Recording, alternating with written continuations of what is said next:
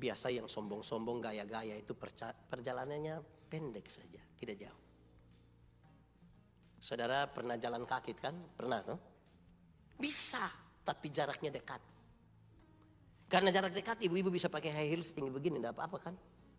Tapi karena jarak dekat, kekuatan full ada pada kita, orang kita tidak butuh, bahkan Tuhan pun kita tidak butuh.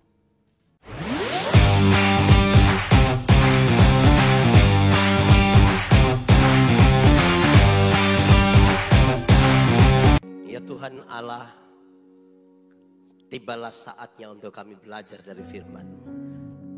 Seperti tanah, biarlah kami jadi tanah yang subur, supaya ketika berita firman-Mu diperdengarkan bagi kami, sungguh-sungguh itu akan bertumbuh dan berbuah dalam hidup kami. Diberkatilah semua yang datang dalam nama Tuhan, yang mendengarkan firman Tuhan, dan semua yang mengikuti ini dimanapun berada, Tuhan berkati kami. Jauhkanlah semua penggoda pencobaan, biar di dalam damai-Mu kami belajar firman Tuhan. Kami rindu pada firman-Mu. Berfirmanlah bagi kami Tuhan. Di dalam nama Yesus, firman yang hidup itu kami berdoa. Amin. Mari silakan duduk semuanya. Bapak Ibu Saudara-saudara, dalam sukacita kita di hari ini, saya ajak kita merenungkan ulang satu bagian pembacaan Alkitab menurut Injil Lukas pasal 10. Injil Lukas pasal 10 ayat 25 sampai ayat yang ke-37. Injil Lukas pasal 10 ayat 25 sampai ayat yang ke-37. Orang Samaria yang murah hati. Lalu berdiri seorang ahli Taurat untuk mencoba Yesus, katanya, "Guru, apa yang harus kuperbuat untuk memperoleh hidup yang kekal?" Jawab Yesus kepadanya, "Apa yang tertulis dalam hukum Taurat, apa yang kau baca di dalamnya?" Jawab orang itu, "Kasihilah Tuhan Allahmu dengan segenap hatimu dan dengan segenap jiwamu dan dengan segenap kekuatanmu dan dengan segenap akal budimu.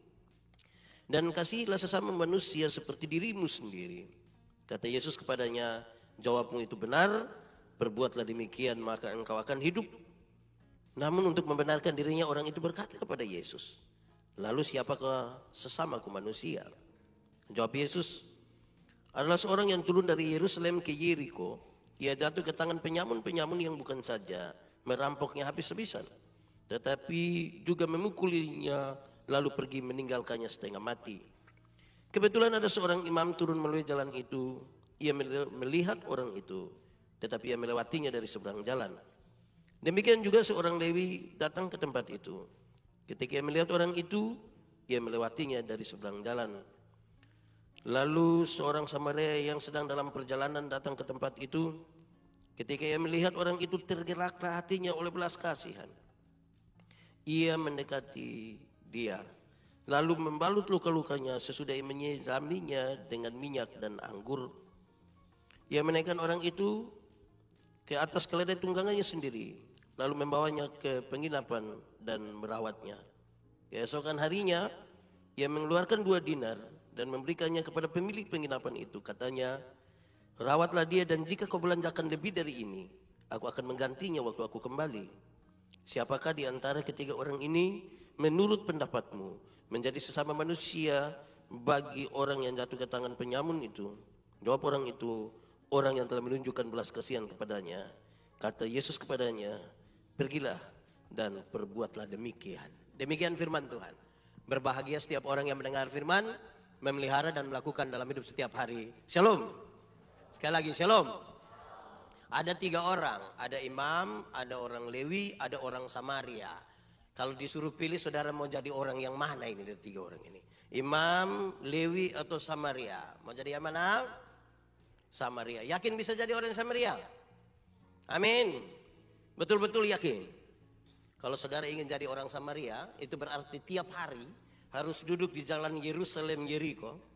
Tunggu orang kena rampok, saudara tolong. Tunggu orang kena rampok, saudara tolong. Tunggu orang kena rampok, saudara tolong. Boleh? Bisa? Lama-lama tidak ada lagi yang kena rampok, saudara yang kena rampok nanti. Tapi sudahlah, itu namanya kerinduan. Saudara-saudara, kisah tentang orang Samaria yang murah hati dimulai dari sebuah pertanyaan yang menarik.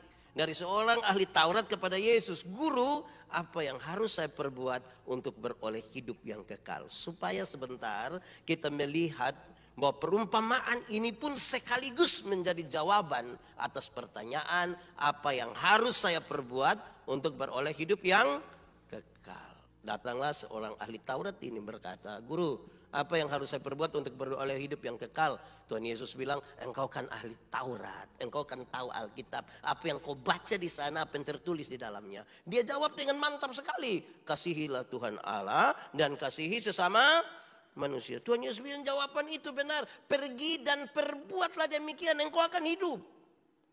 Tapi dia pikir-pikir ini, siapa bisa lakukan yang baik?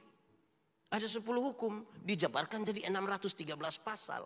Dari 613 pasal masih ada ribuan peraturan hidup setiap hari. Melakukan semua, tinggal satu saja gagal semua. Dia pikir-pikir, tidak mungkin juga melakukan itu semua. Lalu sekarang dia bertanya, dan siapakah sesamaku manusia? Tuhan Yesus kasih tahu perumpamaan ini. Adalah seorang yang turun dari Yerusalem ke Yeriko. Perjalanan Yerusalem Yeriko kira-kira 30 km, berbatu-batu lepas, jalan menurun sekali. Dan dipastikan tidak akan ada orang yang tolong kita di situ, kan tidak ada di rumah. Nanti kalau dirampok pasti tidak akan ada orang yang tolong.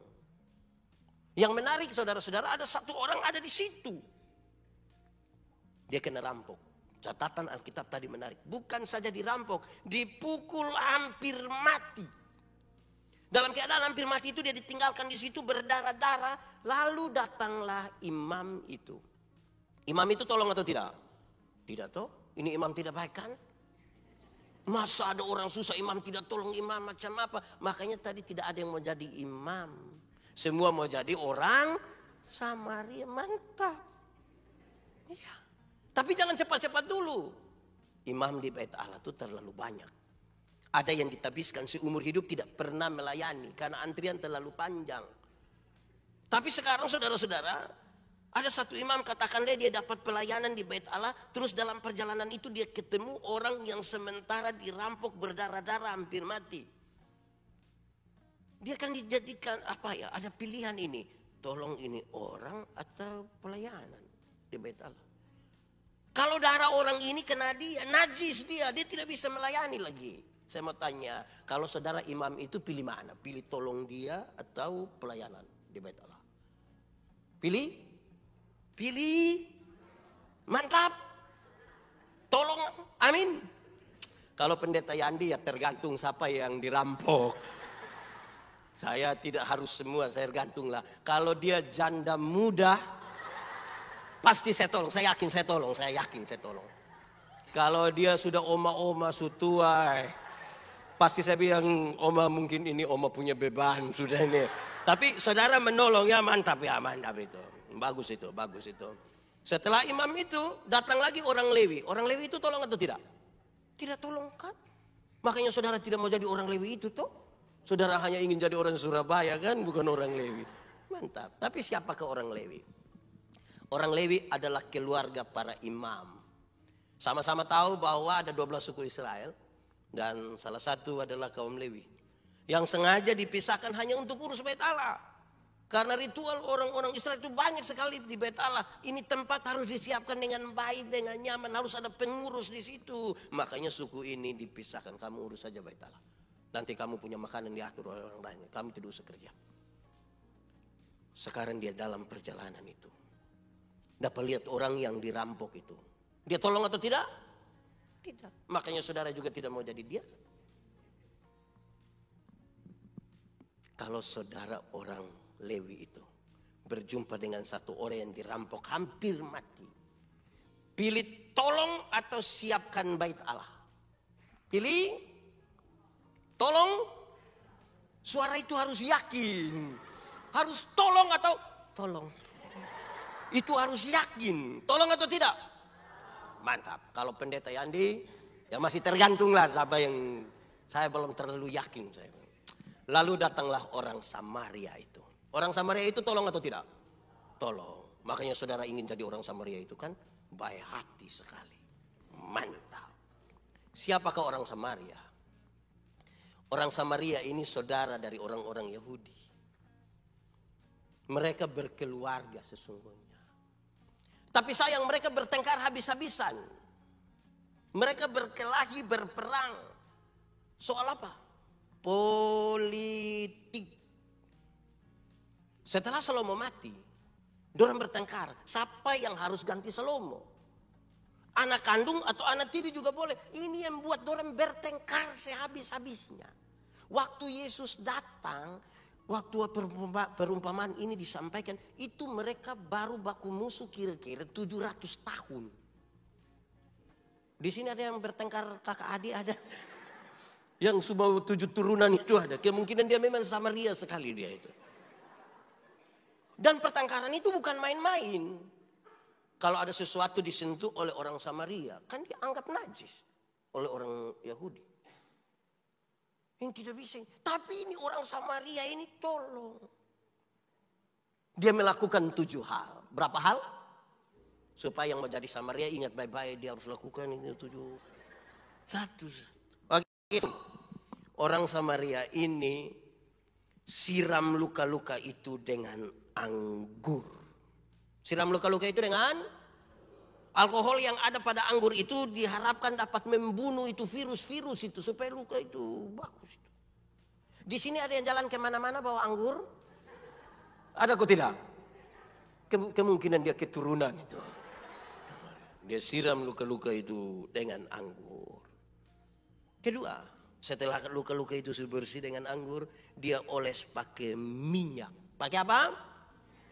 Kemungkinan besar ini minyak zaitun. Karena salah satu fungsi terbaik dari minyak zaitun adalah menyembuhkan luka. Untuk 2 pekerjaan ini pasti dia lakukan dengan hati-hati sekali. Pasti dia bilang begini, tahan sedikit ya, tahan. Pasti dia begitu tuh. Oh, tidak mungkin dia bilang, makanya jangan jalan kayak, tidak mungkin dia bilang begitu. Dia pasti dengan baik sekali. Bisa lakukan yang menjadi orang Samaria bisa. Pertama tadi apa? Pakai apa? Yang kedua apa? Bisa. Mantap, tepuk tangan dulu kasih turunan Samaria orang ini. Mantap.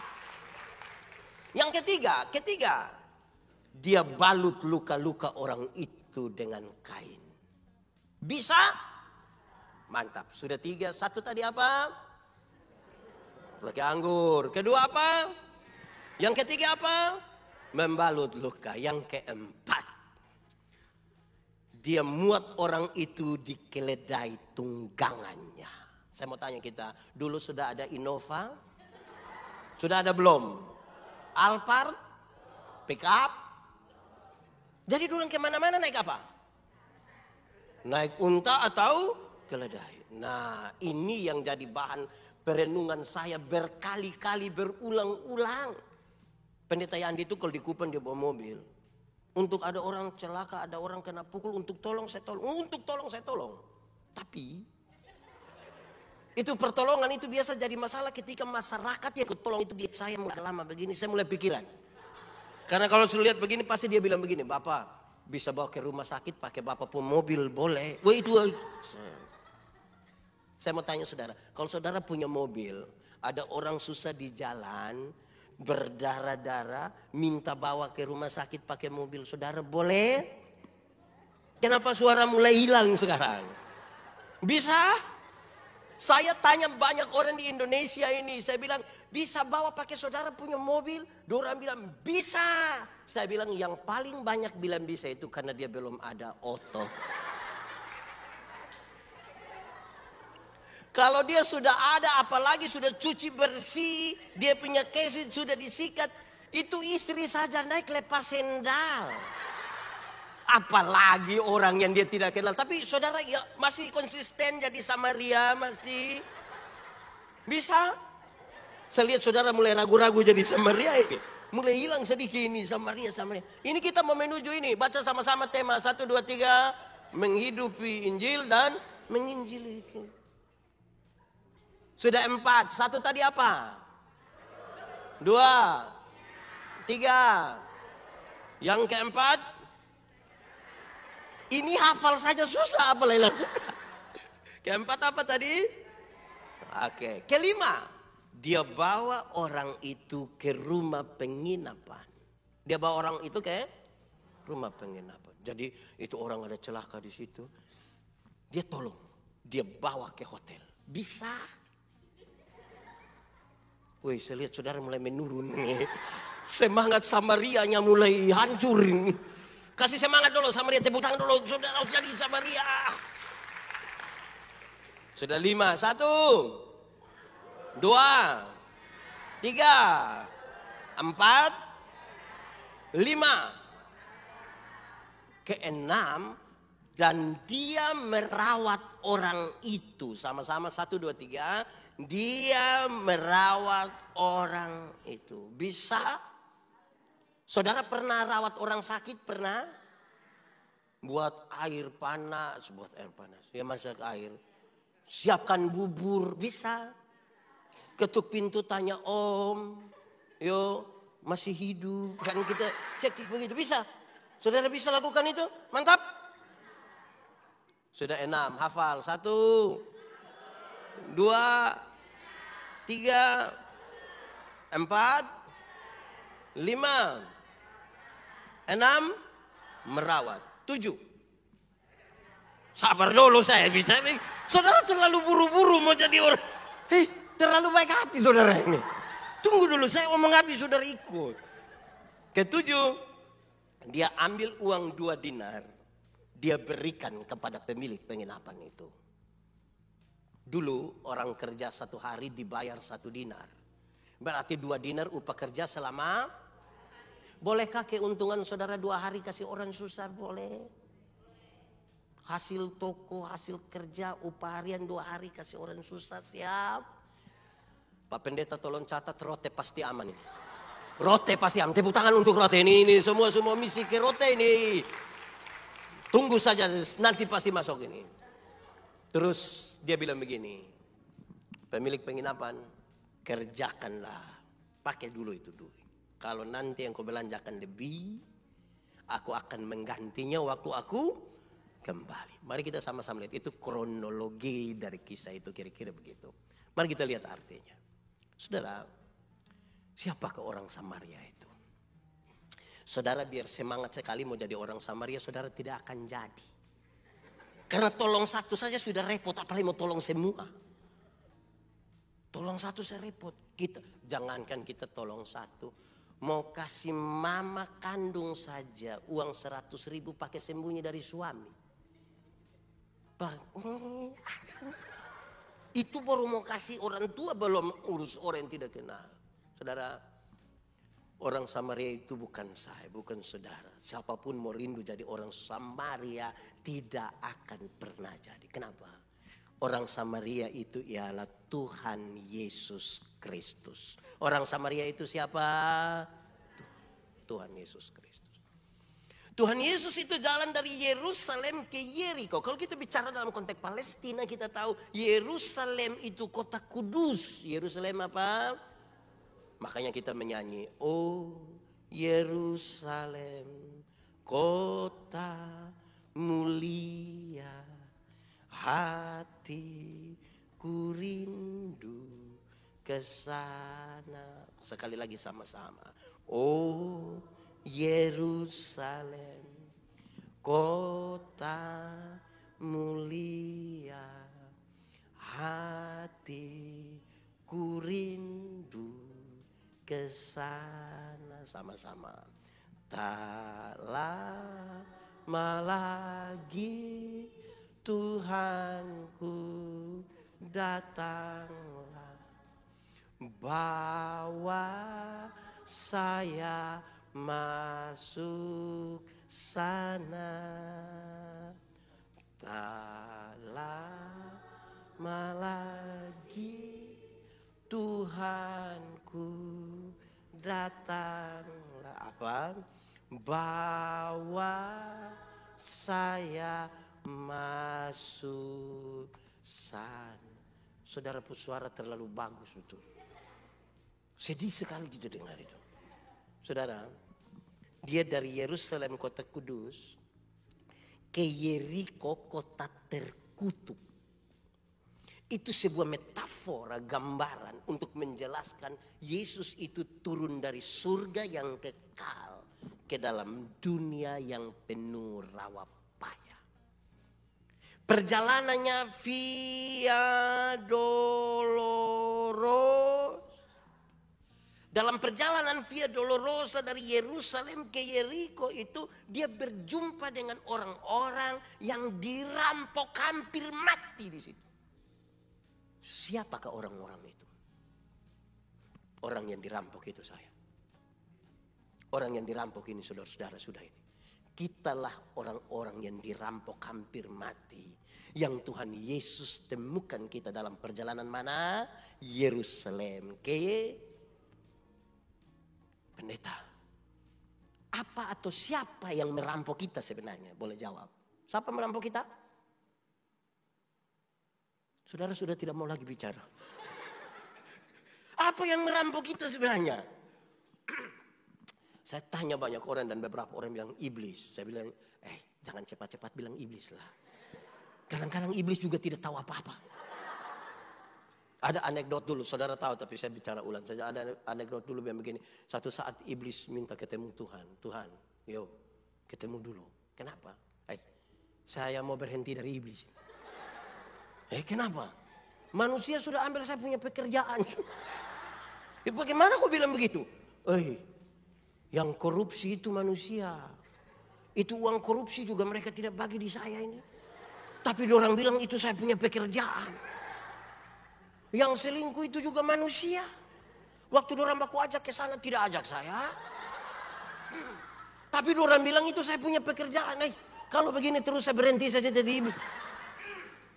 Biar saya kasih saja biar manusia. Ya saudara-saudara. Kita dirampok oleh kerakusan kita. Kita dirampok oleh nafsu kita. Berdarah-darah. Dan kita tidak lagi bisa buat apa-apa. Dalam kondisi sekarat hampir mati dalam perjalanan Yerusalem Yeriko itu. Imam tidak bisa tolong kita. Orang Lewi tidak bisa tolong kita. Tidak bisa. Pendeta kalau begitu. Apa fungsi imam dan orang Lewi? Saudara, saya suka bilang di mana-mana. Beberapa orang, bukan beberapa orang, satu orang. Dia tidak suka saya punya kalimat ini, tapi namanya kan saya punya kalimat. Kalau dia tidak suka, dibikin saja kalimat sendiri. Dia tidak usah. Saya punya kalimat ini begini, saudara. Masuk surga itu ibarat kita pergi ke WC. Tidak bisa diwakilkan. Masing-masing akan pergi sendiri. Atau siapa di Surabaya yang ketika dia lihat ada yang mau pergi ke WC, dia bilang, kakak, yo mana WC, titip. Tidak bisa, masing-masing pergi sendiri tuh. Betul kok tidak? Pergi sendiri. Saudara, imam dan orang Lewi punya tugas adalah menunjukkan jalan. Imam, yo WC di mana? Itu. Makasih. Hati-hati. Iya kan dia kasih tahu begitu tuh. Ada anjing di situ aja. Kasih ikan. Ya. Dia tolong kita di situ. Yesus itu. Orang Samaria itu menolong kita di situ. Oleh bilur-bilurnya kita menjadi sembuh. Setelah Tuhan Yesus menolong kita di situ, dia muat kita di atas keledai tunggangannya sendiri. Waktu dia taruh kita di atas keledai tunggangannya, dia bawa kita ke rumah penginapan. Bawa kita ke mana? Rumah penginapan itu apa? Gereja. Sama-sama, 1, 2, 3. Gereja. Orang-orang yang Tuhan sudah selamatkan itu, dia titip di gereja. Tapi ada banyak orang yang Tuhan sudah titip di rumah penginapan, dia melarikan diri dari rumah penginapan. Ada yang Tuhan sudah taruh di rumah penginapan sini, dia pindah-pindah lagi penginapan. Di Surabaya sini banyak. Yang suka pindah-pindah rumah-rumah penginapan itu ada banyak kok tidak di sini ini. Coba kalau dia tidur lama sedikit di satu penginapan, baik ini tiap hari pindah-pindah penginapan. Saudara tahu? Gereja yang mengurus sehabis-habisnya orang-orang yang Tuhan titip di situ, gereja itu diberkati. Tapi kalau gereja tidak mengurus orang-orang yang Tuhan tempatkan di rumah penginapan, gereja itu tidak diberkati. Pendeta tidak diberkati, bagaimana kami punya persembahan miliaran rupiah? Iya, nanti tiap hari kita sibuk dengan itu persembahan, bertengkar gara-gara persembahan. Setelah menyampaikan itu semua, Tuhan Yesus lihat kepada ahli Taurat itu dan dia tanya begini. Siapa sesama manusia dari orang yang dirampok itu? Jawabannya kan gampang sekali kan? Terlalu gampang jawabannya. Tapi itu pertanyaan yang paling merusak konstruksi berpikir dari orang yang ahli Taurat itu. Kenapa? Dia tidak pernah menyangka bahwa Yesus kasih tahu sebuah perumpamaan yang merusak dia punya pola pikir. Orang Yahudi pikir dua. Satu, keselamatan datang dari Yahudi. Kami aman, kami pilihan, pasti selamat. Kedua, mereka adalah hamba, siapa kata hamba, terhadap hukum Taurat. Bagi orang melakukan segala hukum Taurat, lurus mereka pergi ke surga. Tidak butuh lagi juru selamat yang membebaskan. Tuhan Yesus sekarang bertanya, menurut pendapatmu siapa sesama manusia? Dia sadar sekarang kalau dia mau bilang ini orang Samaria, dia akan marah sama orang Samaria, tidak bergaul. Sekarang dia sadar bahwa kesalehan dan kesucian hidupnya itu hanya kain lapuk. Dan dia butuh orang Samaria itu. Itu pertanyaan yang merusak dia punya konstruksi berpikir. Tapi sekaligus, itu pertanyaan untuk mengukur sejauh mana perjalanan dengan Tuhan. Beraktivitas rohani belum tentu kita sementara menyembah Tuhan. Saudara mungkin maha hadir dalam semua ibadah. Pendeta Yande ini mungkin setiap hari berkhotbah, dia menyatu dengan Tuhan, belum tentu. Saudara hadir dalam semua ibadah mungkin, Senin hadir, Selasa hadir, sampai Minggu hadir semua. Menyatu belum tentu. Saudara hadir di semua kategorial, kaum bapak hadir, pemuda hadir, lansia hadir, yang anak-anak itu saudara hadir semua. Menyatu belum tentu. Sekarang pertanyaan itu mengukur sejauh mana engkau jalan dengan Tuhan. Saudara, makin jauh perjalanan dengan Tuhan, kita makin menyadari ternyata kita bukan siapa-siapa. Kita makin membutuhkan orang Samaria itu. Biasa yang sombong-sombong, gaya-gaya itu perjalanannya pendek saja, tidak jauh. Saudara pernah jalan kaki kan? Pernah tuh? Bisa, tapi jaraknya dekat. Karena jarak dekat, ibu-ibu bisa pakai high heels tinggi begini, tidak apa-apa kan? Tapi karena jarak dekat, kekuatan full ada pada kita, orang kita tidak butuh, bahkan Tuhan pun kita tidak butuh. Saudara pernah ke pantai kok tidak? Pernah? Bersama keluarga pernah? Teman-teman pernah? Kalau saudara main di pantai itu kan airnya hanya sampai sini. Bisa senang-senang, tendang-tendang air. Siram-siram. Ayo foto, ayo semua foto.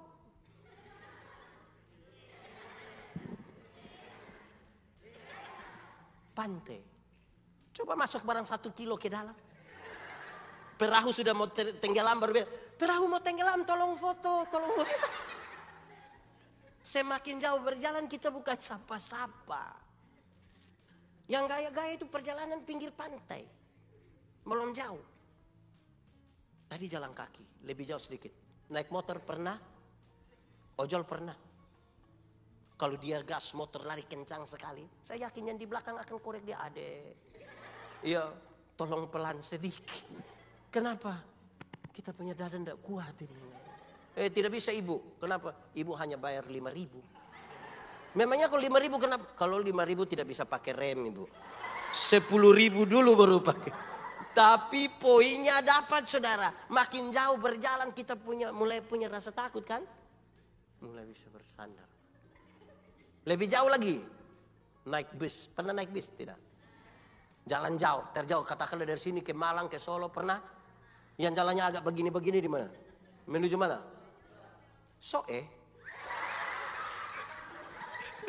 Menuju mana? Saudara pernah tidak duduk di samping ini sopir itu, terus di jalan yang berbelok-belok itu yang sopir belum injak rem, saudara seperti mau angkat kaki injak begitu. Makin jauh berjalan kita ternyata rasa kita mulai semakin punya rasa takut, kita sadar kita bukan siapa-siapa. Lebih jauh lagi, naik kapal laut, pernah? Ini yang tim yang September ini kan akan ke Rote. Sudah pernah ke Sabu atau belum ya? Nanti coba ke Sabu. Di NTT itu kalau ke Sabu mantap. Itu pakai, kan sekarang sudah pilihan lain. Dulu hanya pakai ASDP. Ferry. Bayangkan yang angkutan sungai pakai di laut. Pelat lagi, baru laut Sabu itu mengerikan. Kalau tenggelam di laut Sabu, saudara, biar bisa berenang 10 kilo pun tidak ada arti. Saya melayani kira-kira 5 tahun di Sabu. Musim timur begini, ini paling berat itu. Kalau dia sempat pulang, itu maju. Kalau sempat ada ferry dan kami pulang Kupang. Ini kan dia maju, mundur, maju.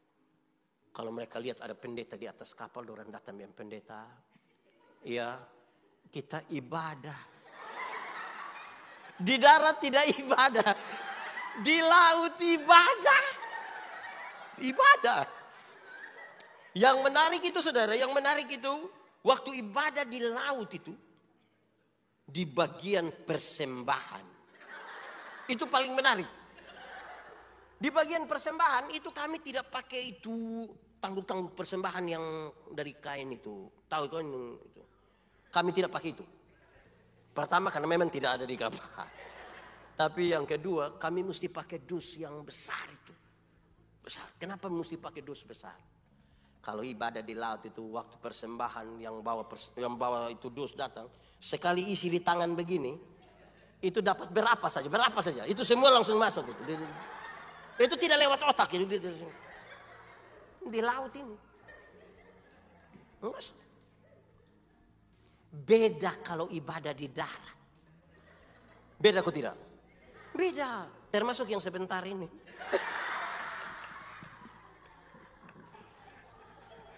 Untung di sini sudah pakai barcode, sudah pakai nanti isi sendiri. Di banyak gereja kan masih kasih jalan itu toh. Kalau ibadah di darat yang bawa tangguh persembahan itu datang, sekali kita isi tangan di saku begini, macam agak lama. Sudah agak lama lagi mata sedikit putar-putar begini. Ini mata macam ada firasat itu. Setelah putar 2-3 kali kita ambil persembahan isi, yang petugas sudah lewat baru kita kaget. Aduh, kenapa? Tadi saya isi yang merah.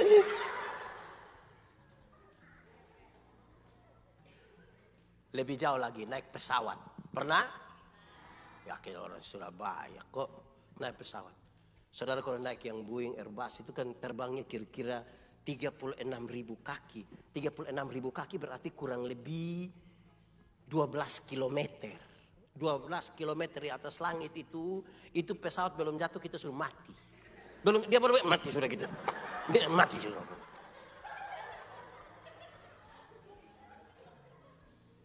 Di 12 kilometer itu kan sudah aman kok, zona aman. Mulai bisa buka itu sabuk pengaman. Sudah bisa jalan-jalan ke belakang. Berangkat. Terus tiba-tiba lampu sabuk pengaman itu menyala dan ada suara bilang begini. Berhubung karena kita terbang dalam situasi cuaca yang buruk. Karena itu kami minta kepada para penumpang segera kembali ke tempat duduk dan seterusnya. Saya mau tanya, waktu ada pengumuman begitu ada yang berani protes? Silakan kembali ke tempat duduk. Mau kembali buat apa? Ada. Jago hilang Bapak. Itu mau kencing juga tunda. Semakin jauh berjalan ini saudara kita bukan siapa-siapa. Itu mau kencing juga tunda, dia pergi duduk. Ada anak-anak kecil ribut di situ, dia kasih tahu, adek doa. Semakin jauh berjalan kita bukan siapa-siapa saudara. Yang gaya-gaya itu bermain kan di pinggir pantai kan. Saudara, di ketinggian 12 km itu kecepatan pesawat kira-kira 900 km per jam. Kalau 900 km per jam itu berarti Rossi juga kalah. Kalau Rossi saja kalah apalagi ojol yang tadi. Lebih kalah. Saudara tahu di kecepatan itu makanya kalau pesawat tabrak awan itu kan dia guncang kan. Wah itu menarik itu. Pasti tabrak awan guncang yang agama Kristen sebelumnya. Yesus.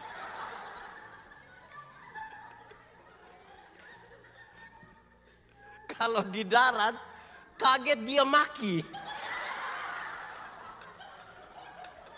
Saya belum pernah dengar ada orang maki di pesawat, belum pernah. Di Surabaya ada yang biasa maki, ada yang biasa maki. Kalau ada yang biasa maki, kumpul uang, beli tiket, suruh berangkat. Pakai pesawat kecil yang terbang pas musim hujan itu. Saya yakin itu pulang langsung satu persekutuan doa di rumah itu dia, Bang. Baik, saudara. Menghidupi Injil dan menginjili hidup.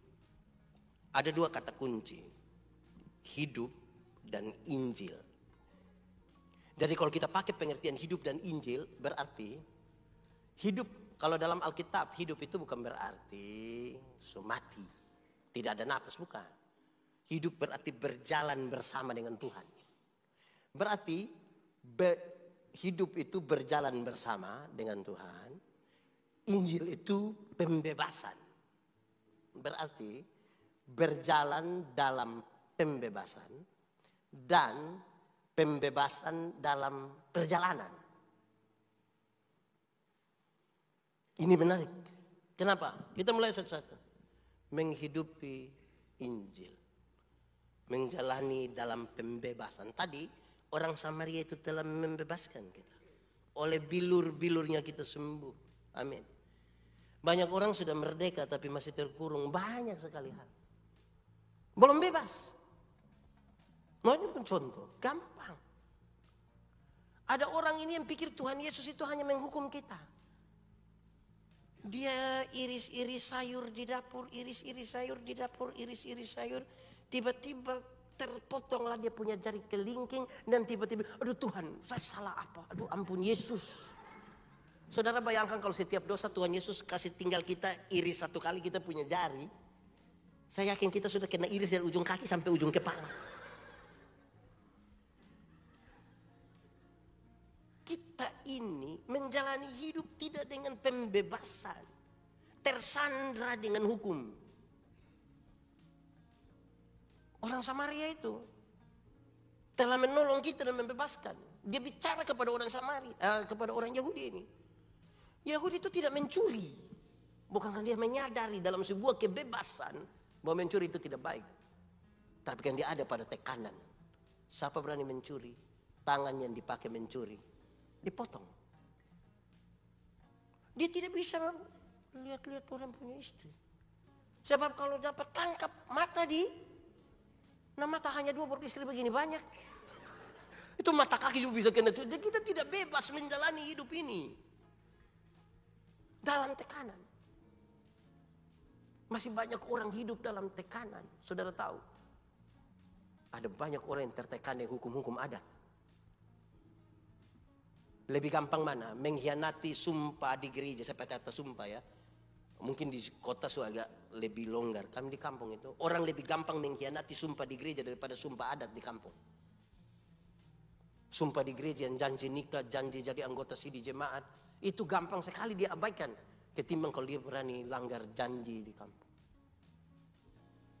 Tidak berani. Ada orang yang saudara-saudara orang tua masih hidup. Dia tidak pernah kirim apa-apa. Tidak pernah beli pakaian. Tapi orang tua mati. Dia beli sepatu. Tidak boleh tawar bilang. Beli kasih orang mati jangan tawar. Orang tua masih hidup itu yang kita beli. Supaya dia pakai jalan. Ini di kampung dia tidak pakai alas sepatu. Dia punya jari kaki terbuka semua begini. Sumati baru kita beli sepatu mana mau masuk di jari kaki yang itu tidak bisa. Akhirnya itu sepatu bukan ditaruh, dikasih pakai. Tapi disandar. Baru ada harga di sini lagi. Yang posisi sepatu masih begini. Tidak pakai. Posisi begini baru dia beli. Dia mau naik begini ke surga. Kita masih tersandar. Saudara, saya melayani di Sabu 5 tahun. Saya tanya anak-anak sekolah minggu. Saya bimbing anak sekolah minggu. Apa beda orang hidup dan orang mati? Orang bilang ke saya, pendeta, Orang hidup itu bisa ke gereja pendeta, tapi orang mati tidak bisa ke gereja, betul? Memang betul. Tidak ada orang mati yang sudah mati pas hari Minggu kita belum kubur terus dia bilang, tolong bawa saya ke GKI. Tapi kemudian saya bilang begini, hei anak-anak kamu bicara yang benar. Benar bagaimana Bapak? Jadi kamu mau bilang kamu punya papa mama yang pemalas gereja itu orang sudah mati. Karena yang bisa pergi ke gereja orang hidup atau orang mati? Dalam tata ibadah pemakaman jenazah di Gemit, kalau peti sudah di dalam kubur itu, pendeta-pendeta Gemit akan bilang begini, saudara-saudara kita akan memakamkan jenazah ini sambil percaya pada kata-kata Tuhan Yesus. Tuhan Yesus berkata, akulah kebangkitan dan hidup. Barang siapa percaya kepadaku, dia akan hidup sekalipun dia sudah.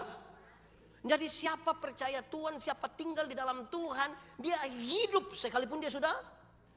Tapi siapa yang di luar Tuhan, yang tidak percaya Tuhan, sekalipun dia ada hidup-hidup, sesungguhnya dia sudah. Di Surabaya ini orang hidup semua. Kedua, sampai begini, orang hidup itu Bapak bisa makan, tapi orang mati tidak bisa makan, betul? Memang betul. Tidak ada orang mati yang sudah mati 3 hari kita belum kubur terus dia bangun dia bilang tolong bubur. Tidak.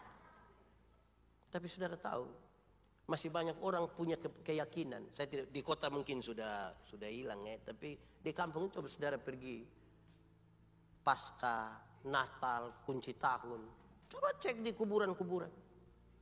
Dia punya papa mama kalau biasa makan ayam itu dia panggang memang 1 ekor, taruh di kuburan. Bapak biasa minum, dia bawa bir 1. Dia tumpah 1 gelas kasih bapak yang lebih dia sendiri.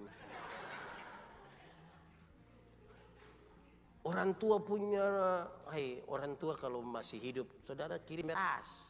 Karena orang mati tidak bisa makan. Kirim minyak goreng. Orang tua masih hidup, orang tidak pernah kirim. Pas mati, orang bawa babi besar. Itu juga utang. Sampai mau kasih takut siapa? Ketiga, orang memimpin pendeta. Orang hidup itu Bapak, dia bisa bicara. Tapi orang mati tidak bisa bicara, betul? Memang betul. Kalau orang mati bisa bicara, pasti waktu dia mati kita mau ganti dia punya jas.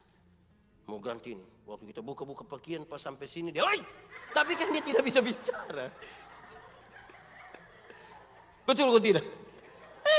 Tapi saudara tahu, saya keliling banyak negeri di Indonesia ini, ada jemaat datang ke saya dia bilang begini, pendeta, tadi malam nenek ada datang.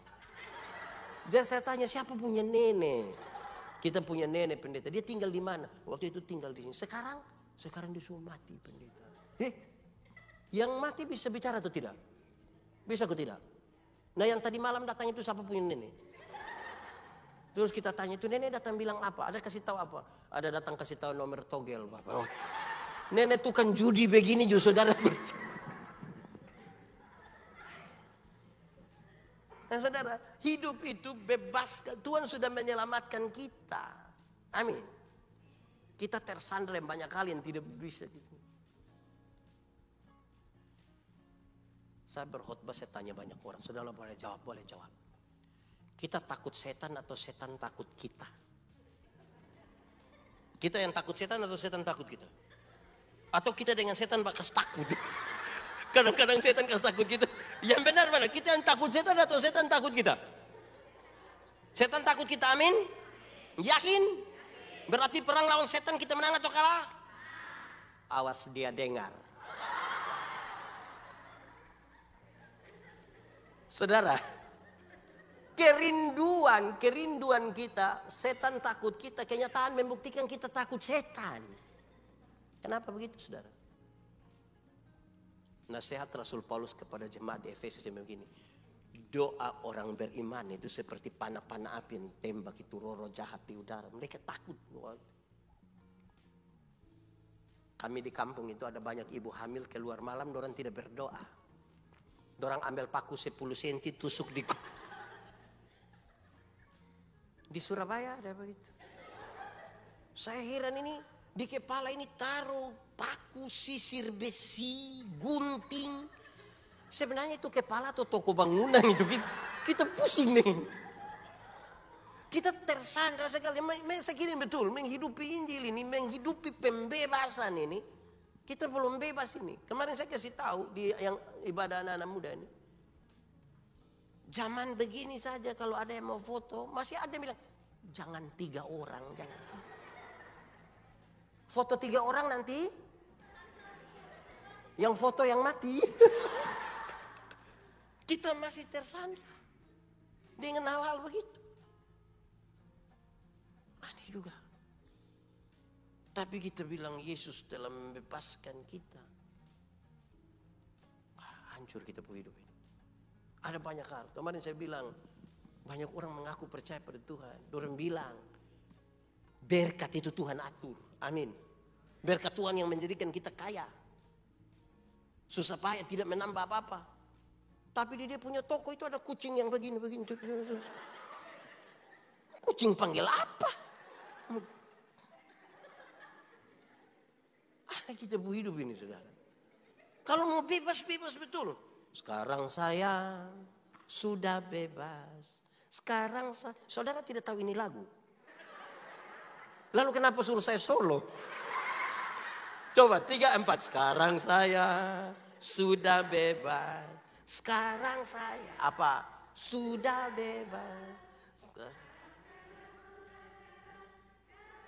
Atur saja. Kita sudah bebas oleh darah Yesus yang tadi. Oleh bilur-bilurnya kita sembuh dalam perjalanan Yerusalem Yeriko kan. Kalau tangan kanan gatal artinya. Yakin kalau tangan kanan gatal artinya dapat uang. Kalau tangan kanan gatal artinya dapat uang. Maka orang Koreng itu pasti kaya raya. Karena itu bukan tangan kanan saja yang gatal. Itu semua gatal habis itu. Alkitab kasih tahu satu-satunya cara untuk dapat berkat itu ialah kerja. Apa? Kerja bukan gatal, kerja. Saudara bayangkan kita punya kehidupan. Saudara ada banyak orang, apalagi kami yang dari timur ini. Oh ngeri. Kalau dia bawa oto tuh mantap, tabrak ayam lewat. Tabrak anjing lewat. Tabrak ini tikus lewat. Tabrak kucing. Berani lewat. Dia turun. Buka baju bungkus kucing. Aduh. Kita punya hidup ini lagi kacau ini. Lagi kacau kita punya hidup ini. Bangun pagi-pagi mata goyang. Aduh. Ini mungkin ada tamu mau datang. Kalau bebas, bebas betul toh, merdeka. Amin. Mantap. Tangan kanan masih gatal. Hari itu membebas, menghidupi Injil itu, menjalani dalam pembebasan. Karena Tuhan sudah buat kita bebas. Tidak usah tersandar dan macam-macam lagi. Apalagi kami di kampung itu kadang-kadang anak kecil itu harus tambah apa di sini? Nah itu supaya apa? Saya bayangkan itu. Saya melayani di pedalaman kira-kira 180 km dari Kupang. Jam 9 malam ambil motor mau ke Kupang. Ibu pendeta naik, kami punya anak waktu itu umur 9 bulan mungkin naik. Pas mau jalan ada yang bilang, Bapak, yo kalau di kampung namanya genoa. Bapak jangan lupa taruh genoa. Untuk apa? Usir setan. Engkau yang setan. Kita ini aneh ini. Kalau mau bebas, bebas betul. Kita belum bebas itu. Ada yang lebih parah lagi. Sekarang orang tua mati. Ada yang taruh Alkitab baru. Terjemahan 2. Taruh di dalam peti. Ada. Di Surabaya masih begitu. Yang dia hidup saja tidak baca. Kapan dia mati, dia bangun, dia baca. Kalau mau bebas-bebas sudah. Bebas-bebas betul-betulin. Anak kecil sakit, dorang angkat Alkitab taruh di bantal. Itu Alkitab tidak menyembuhkan apa-apa. Baca. Taruh Alkitab jatuh dicium. Aduh, ampun itu. Kalau kita percaya Tuhan Yesus sudah membebaskan kita. Kita pun hidup itu sudah hidup di alam merdeka. Tidak lagi tersandra oleh macam-macam hal ya. Kita punya aturan terlalu banyak. Lebih-lebih tentang orang mati. Orang hidup kita tidak urus, orang mati kita pusing. Masa mesti kepala duluan, kaki duluan lah begini. Mesti menghadap timur, barat, utara, selatan.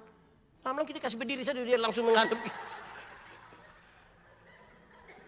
Aneh kita bu hidup ini. Di Surabaya masih ada begitu juga. Ada juga. Mantap sudah. Kedua, kita membebaskan apa itu? Menginjili kehidupan. Saya akan bicara dalam konteks begini. Hidup ini memang mesti dalam perjalanan dengan kabar baik begitu. Pembebasan. Kalau kita sudah dibebaskan oleh Tuhan Yesus, sekarang kita menjalani kehidupan kita supaya waktu orang ketemu dengan kita don tahu bahwa kita ini orang-orang yang akan menyatakan pembebasan itu di tengah-tengah dunia. Kita hidup ini mesti diinjili begitu rupa supaya kemudian punya pengaruh kepada orang lain. Saya akhiri khotbah kemarin, kalau Anda dikenal dunia sebagai milik Kristus, maka Tuhan Yesus itu mesti kelihatan di dalam hidupmu. Dulu kami punya menara doa 2 tahun. Kemudian kami tutup. Kenapa? Kami berdoa bagi Kota Kupang. Setiap 2 jam ganti orang, 2 jam ganti orang. Kami berdoa. Bagi itu kemiskinan, kami berdoa. Terus saya tanya, kita sudah doa untuk orang miskin, lalu siapa punya beras yang kasih? Siapa punya pakaian, siapa punya waktu, siapa punya tenaga yang kasih? Alkitab bilang, Tuhan ini aku, utuslah aku. Alkitab tidak bilang, Tuhan ini aku tapi tolong utus dia. Tidak. Saya tidak ingin mengatakan bahwa kita tidak boleh lagi berdoa. Bukan. Bukan. Saya ingin bikin dia punya kualitas di sini. 1 ons. Ini tertulis di satu panti asuhan di Soe. 1 ons tindakan nyata lebih berharga dari bertonton doa. Saya ulangi, 1 ons tindakan nyata lebih berharga dari bertonton doa. Kita punya tradisi doa makan. Saya jelaskan satu-satu supaya saudara jangan pikir, oh pendeta yang dimaksud kita tidak usah berdoa. Doa saja, hidup itu berdoa terus. Kan doa itu relasi, bukan kata-kata. Tradisi doa makan kita itu tidak tahu siapa yang ajar, tapi banyak orang kalau berdoa makan ada 3 kalimat kunci. 1, Tuhan terima kasih untuk berkat ini. Kedua, Tuhan berkatilah mereka yang sudah menyiapkannya bagi kami. Nah, ketiga ini soal. Tuhan berkatilah orang-orang susah. Pendeta, doa untuk orang susah salah. Dengar baik-baik. Kita berhadapan dengan makanan 1 meja besar ini. Tapi kita berdoa, Tuhan tolong urus orang susah karena saya mau makan kasih habis ini semua. Nah itu dia punya soal. Mestinya setiap kali tambah nasi itu doa baru. Di piring pertama berdoa, Tuhan terima kasih untuk berkat ini. Masuk piring kedua lihat lama-lama itu nasi baru berdoa, Tuhan sebenarnya ini orang susah punya. Tapi saya ambil untuk saya makan. Ini sudah tambah 3 kali pulang masih bungkus lagi. Tapi berdoa kasih orang susah. Tidak sinkron kan? Mestinya kita berdoa, Tuhan berkatilah itu orang susah, tapi pakai saya ini sebagai saluran berkat atas mereka. Jangan gemuk sendiri. Ingat bahwa di setiap berkat yang Tuhan kasih kita tuh ada orang lain punya. Kalau tidak nanti jam 3 sore orang ada tidur baik-baik, kita ada pakai training lari keliling Surabaya. Tidak turun itu badan itu. Jangan untuk diri sendiri. Satu waktu ada 2 orang menghadap Tuhan minta karunia. Ternyata di Tuhan tinggal 2 karunia. 1 karunia memberi, 1 karunia menerima. Orang pertama cepat-cepat ambil karunia menerima. Tinggal karunia.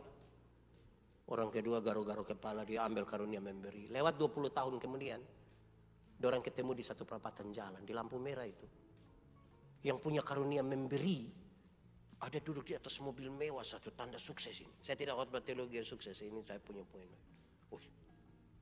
Yang punya yang itu hari dapat karunia menerima, ada duduk minta-minta di pinggir jalan. Jadi waktu dorang dua baku lihat begini, hei, perasaan itu hari kan kau dapat karunia memberi, kenapa engkau lebih kaya dari saya? Terus dia bilang begini, kawan, karena Tuhan Allah tahu saya selalu harus memberi, maka kepada saya Tuhan berikan lebih. Engkau akan mau kasih orang tuh ini, engkau tidak punya suka. Tapi kawan ini kan karunia menerima, jadi di mana-mana hanya begini. Tolong dulu. Renungkan kita lebih banyak di karunia mana? Saudara, ada kisah tentang uang. Saya baca satu artikel dalam sebuah perjalanan kemana begitu di pesawat. Dia bilang begini, uang. Di satu tempat makan, ada orang makan. Betul toh, di tempat makan orang makan kan? Kalau di tempat makan orang tidur itu dia punya nama tempat tidur. Ada orang makan, ada juga pengamen. Orang sementara ambil ini makanan, kau mau makan, ini pengamen datang. Menyanyi si ada, ku ingin saat ini engkau ada di sini. Langsung dia stop, kasih keluar dia punya tempat uang tuh. Dia kasih uang. Berapa? 500, 1000, paling tinggi 2000. Di tempat makan yang lain, ada orang makan. Ada juga pengamen.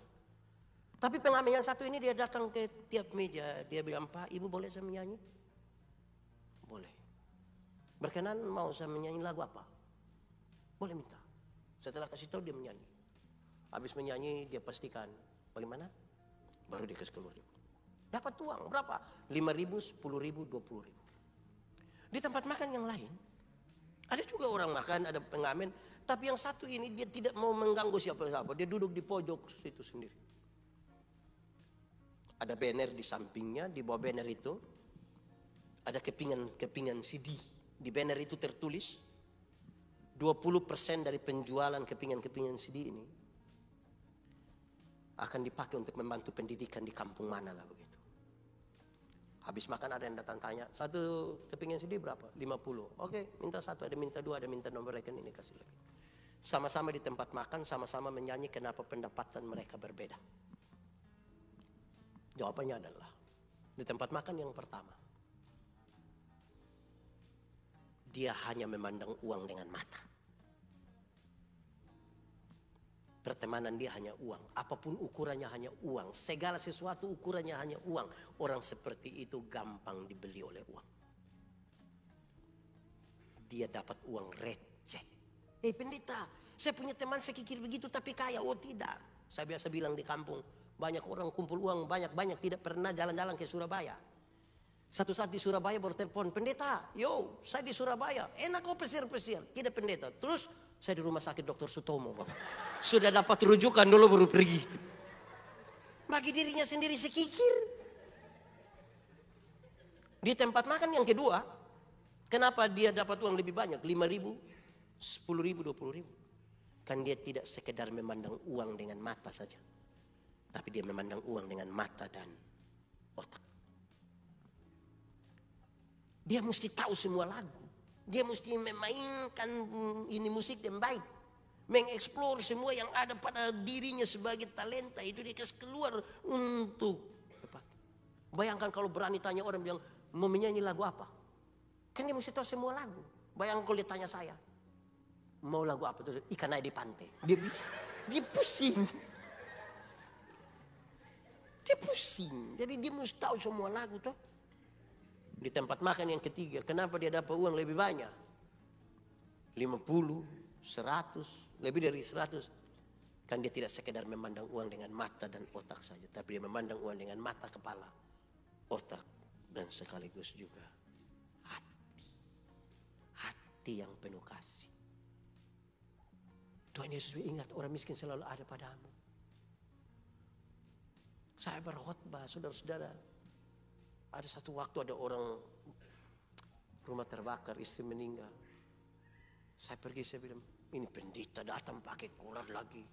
Berbahagia pendeta kalau bicara pakai suara itu. Berbahagialah orang yang berduka cita. Karena dia akan dihibur. Ini orang yang iya. Bapak bicara begitu kan, Bapak belum merasa. Saya pikir-pikir betul juga.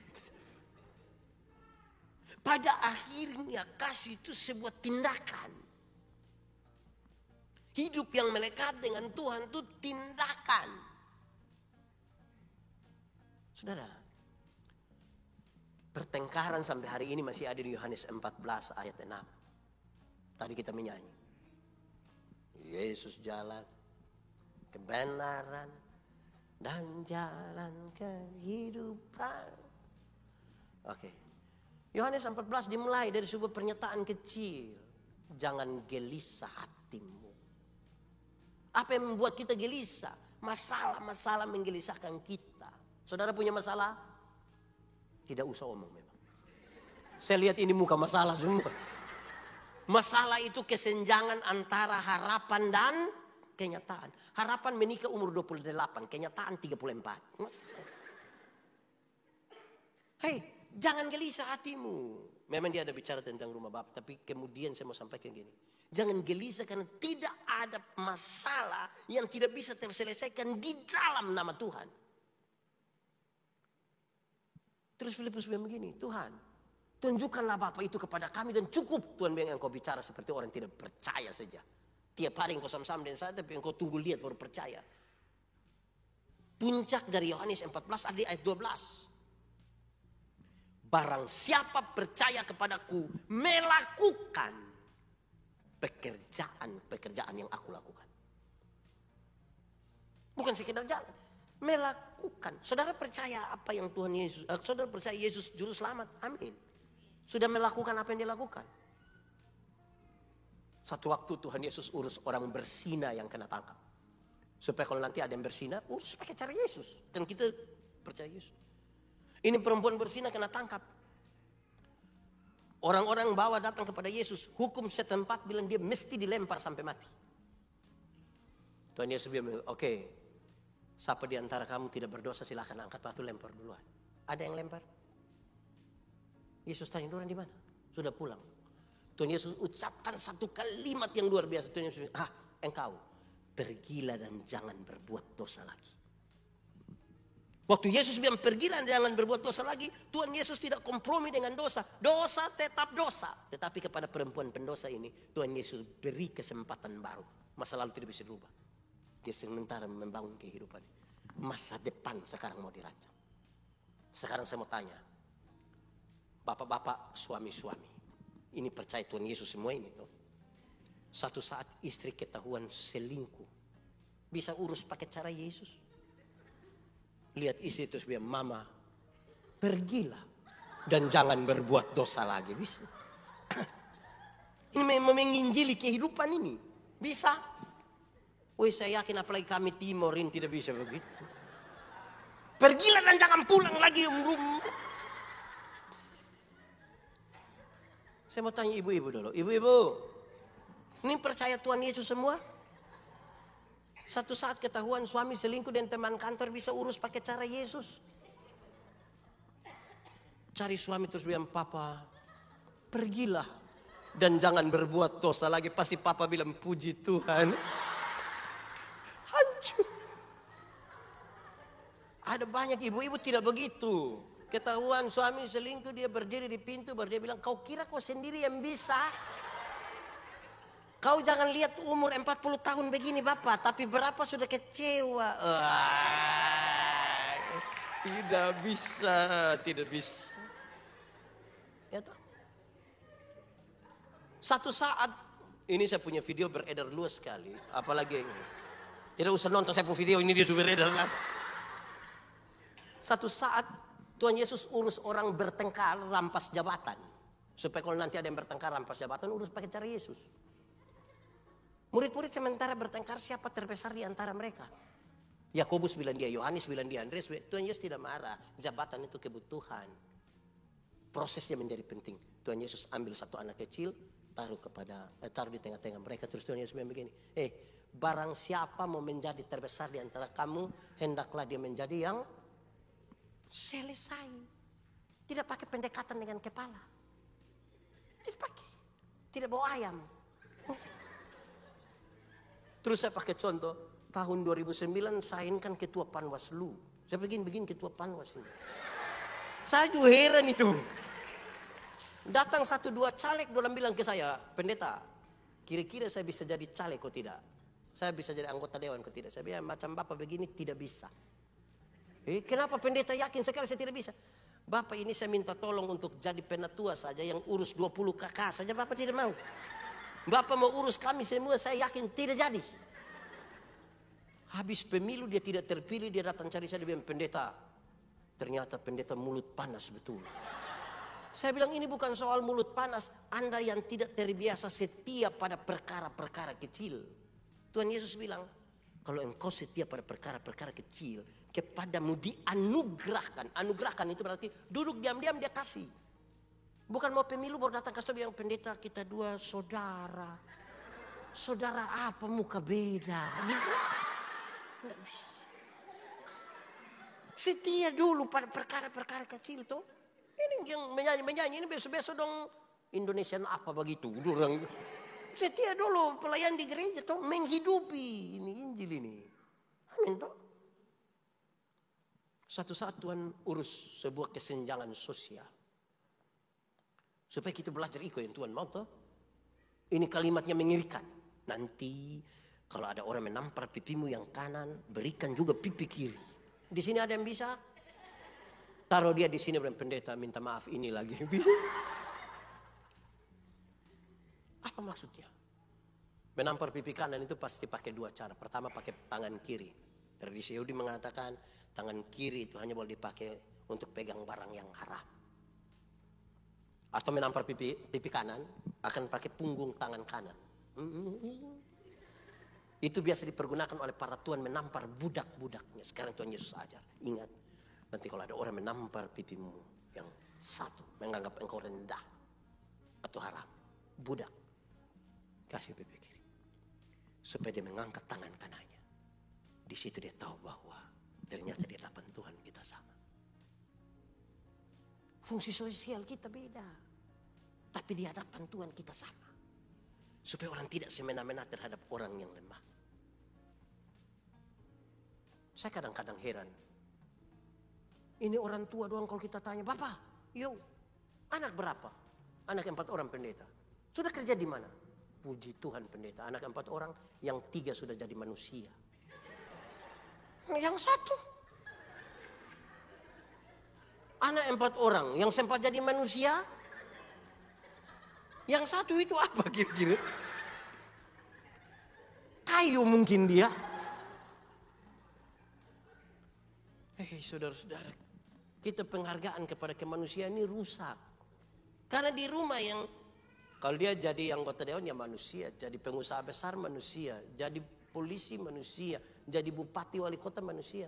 Tapi kamu tamat SMA tidak ada kerja, orang tua bilang kamu bukan manusia.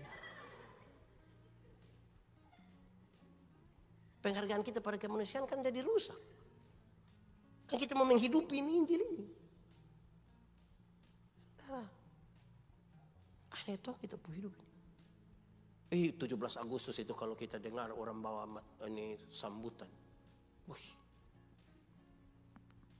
Gubernur Jawa Timur yang kami hormati. Tidak tahu dia hormati itu kok tidak. Wali kota Surabaya yang kami hormati. Bapak Ibu pendeta yang kami muliakan. Mantap. Pagi-pagi ada orang jual sayur, dia panggil apa? Sayur. Yang jual kacang dia panggil kacang. Yang jual ayam dia panggil ayam. Itu orang ada nama kok tidak? Mungkin apa panggil kacang? Mulai besok kalau mau panggil kita kenalan dulu supaya ini kepada orang punya jabatan kita punya penghargaan tuh. Gubernur Jawa Timur yang kami hormati. Jadi kalau mau hidup supaya sesuai dengan Injil itu begitu. Supaya tindakan ada, kata-kata ada, semua ada. Terjadilah. Tuhan sudah bebaskan kita tuh. Perjalanan Yerusalem ke Yeriko. Dia suka ketemu kita orang berdosa. Dia mau kita hidup. Saya sudah. Tindakan baik itu untuk apa? Tindakan baik itu untuk apa? Ungkapan syukur. Saya kasih contoh. Anggap saja saya dengan ini adik ini kami dua tidak kenal. Memang kami dua tidak kenal. Terus saya dapat dia punya nomor telepon, saya telepon dia. Dek, sebentar malam jam 12 bisa ketemu saya di depan rumah jabatan wali kota Surabaya. Dia mau atau tidak? Tidak. Saya pergi ke dia punya rumah, ada ayam satu. Kami dua tidak kenal. Dia mau kasih saya itu ayam atau tidak? Tidak. Saya ganti pertanyaannya. Saya mau kasih dia mobil baru satu. Kira-kira dia mau atau tidak? Oh, tahu juga dia mau. Terus saya kasih dia mobil satu dan cuma-cuma. Toyota Alphard satu. Waktu dia dapat dengan cuma-cuma. Ada perubahan perilaku dari dia ke saya atau tidak? Saya telepon jam 12 malam dia datang atau tidak? Saya pergi ke dia rumah ada ayam satu dia kasih atau tidak? Kenapa tiba-tiba dia baik begini? Karena dia dapat sesuatu yang mahal yang dia tidak bisa beli, yang dia tidak apa. Jadi dia melakukan itu semua sebagai tanda syukur. Kita semua ini kan tidak bisa menyelamatkan hidup. Semua manusia sudah berdosa. Siapa yang mau kasih tahu Tuhan bilang tolong datang selamatkan kita? Ada yang berani. Jadi kalau Tuhan mau menyelamatkan kita di bumi, semata-mata hanya karena kasih karunia. Kasih karunia itu kan pemberian cuma-cuma toh? Pemberian cuma-cuma. Kita bilang begini, Ade boleh dapat 1 HP, tapi ganti 1.000. Cuma-cuma? Cuma-cuma? Hanya 1.000. Tetap ada bayar. Oke. Ade boleh dapat 1 HP, tidak usah bayar, tolong tutup pintu. Cuma-cuma? Kan tidak pakai uang. Ada jasa kan? Cuma-cuma itu begini. Cuma-cuma. Cuma-cuma. Cuma-cuma. Ambil saja. Cuma-cuma. Pemberian tanpa. Kasih kembali. Yang bisa kasih cuma-cuma itu Tuhan Yesus. Dia telah berkorban tuh di kayu salib tuh. Supaya kita diselamatkan. Jadi kalau pendeta yang kemudian menolong orang di sini, menolong orang di Rote, menolong orang di Timur, bukan supaya kita dapat jalan ke surga, bukan. Hanya Tuhan terima kasih, kami tidak bisa balas. Tidak bisa balas. Hanya ini yang bisa kita buat untuk bersyukur, berterima kasih. Toh Tuhan, terima kasih Tuhan sudah selamatkan kita. Toh mau bikin apa lagi? Di Tuhan kita mau bikin apa lagi selain kita ungkapan syukur itu? Apa lagi? Tidak ada. Perbuatan baik ini. Itu hanya dijadikan sebagai sebuah ungkapan syukur kita kepada Tuhan. Kok itu orang Yahudi yang tadi itu tanya Yesus, dia sudah melakukan ini hukum Taurat, saja dia masih ragu dan dia punya hidup. Apalagi kita. Kita butuh Tuhan Yesus itu kan. Tim musik silakan nama. Musik. Saudara-saudara, mari kita semua siapkan hati kita ya. Kita sudah bebas oleh Tuhan Yesus. Kita lah orang-orang yang Tuhan temukan dalam perjalanan Yerusalem ke Yeriko. Harusnya kita binasa. Tapi Tuhan telah menolong kita. Mari kita tunduk kepala di hadapan Tuhan Allah. Kita mau berdoa. Mari semua angkat hati kepada Tuhan.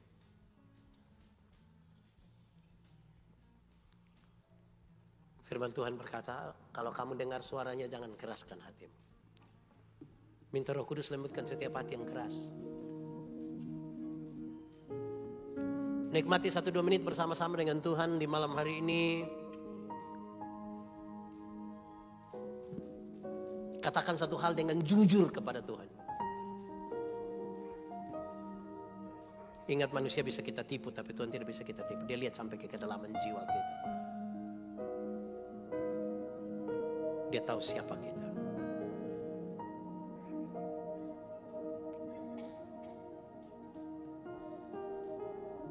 Nikmati saja 1-2 menit di hadapan Tuhan.